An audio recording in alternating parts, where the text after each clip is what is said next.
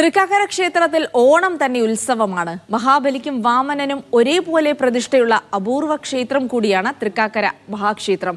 അത്തം മുതൽ ആരംഭിച്ച ഉത്സവാഘോഷങ്ങൾ തിരുവോണനാളിൽ പതിനായിരങ്ങൾ പങ്കെടുക്കുന്ന സദ്യയോടെയാണ് കൊടിയിറങ്ങുന്നത്.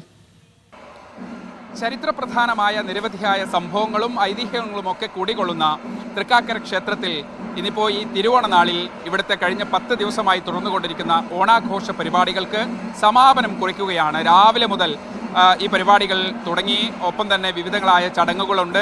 ഈ ക്ഷേത്രത്തിൻ്റെ ഒരു പ്രത്യേകത, വാമന പ്രതിഷ്ഠയുള്ള കേരളത്തിലെ തന്നെ അപൂർവം ക്ഷേത്രങ്ങളിൽ ഒന്നാണ് തൃക്കാക്കര ക്ഷേത്രം. ഒപ്പം തന്നെ മഹാബലിക്കും വാമനനും പ്രത്യേകമായി തന്നെ പൂജകളും പ്രതിഷ്ഠകളും ഒക്കെയുള്ള ഒരു ക്ഷേത്രം കൂടിയാണ്. എന്തായാലും ഇന്നിപ്പോൾ വാമനനെ എഴുന്നള്ളിപ്പ് മഹാബലിയുടെ ആസ്ഥാനത്തേക്ക് അവിടെ നിന്ന് ക്ഷേത്രത്തിൽ പ്രദക്ഷിണം വെച്ച് ആ രൂപത്തിലുള്ള ചടങ്ങുകളൊക്കെ ഉണ്ടായിരുന്നു. അതിനുശേഷം ഏറ്റവും പ്രധാനമായ ഒരു കാര്യം, ഈ അത്തം മുതൽ ഇങ്ങോട്ട് ആരംഭിച്ച് ഇന്നിപ്പോൾ സമാപനം കുറിക്കുന്ന ഈ ഉത്സവത്തിൻ്റെ സമാപന ദിവസം ഏറ്റവും പ്രധാനപ്പെട്ട ഒരു കാര്യം എന്ന് പറയുന്നത് 10,000-കണക്കിന് ആളുകൾ പങ്കെടുക്കുന്ന സദ്യ.